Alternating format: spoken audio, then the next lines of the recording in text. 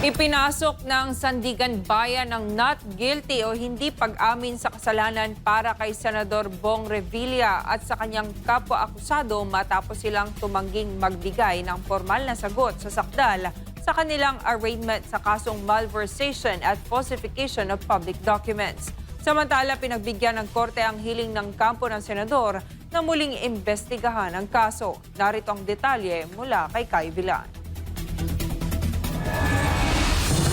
Parehong tumangging maghain ng plea sa kanilang arraignment sa Sandigan Bayan sina dating Senador Bong Revilla at ang kapwa-akusado na si Juanito Mendoza, ang dating finance head ng Bulacan 1st District Engineering Office.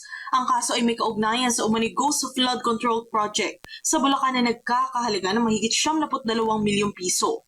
Dahil sa kanilang pagtanggi, ang korte na mismo ang nagpasok ng not guilty o hindi pag-amin sa kasalanan para sa dalawa. Kaya po hindi nag-enter ng plea si Senator Lumo kasi po minimaintain niya yung position na kinu-question yung legality or validity ng information.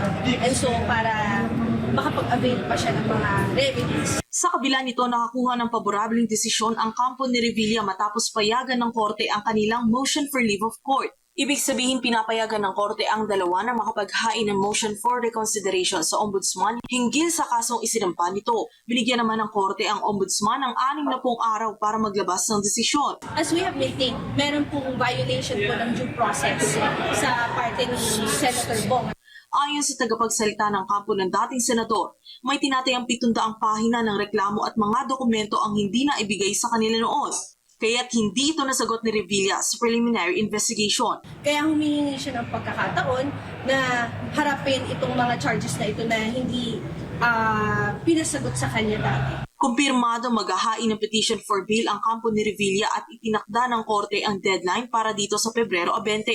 Nakatakda naman ang pre-trial sa Marso 6 kung saan sinabing dadalo mismo si Revilla. Gayunpaman, hindi na ito sisipot sa mga preliminary conference at marking of evidence dahil technical na proseso na lamang ito ng mga abogado. Samantala, ayon kay Assistant Ombudsman Miko Clavano, bahagi ng legal na proseso ang paghahain ng ganitong kahilingan o motion. Bago maharap sa korte, karaniwan munang isinusumite ang motion for reconsideration sa ombudsman. Dito humihiling ang akusado na muling tingnan ang desisyon o hakbang sa kaso. That's something that we will discuss with the Sandigan Bayan so we can harmonize. From my understanding, the MR has to be resolved before certain, so let's see. Para sa Diyos at Pilipinas ko, mahal kay Villan, SMNI News.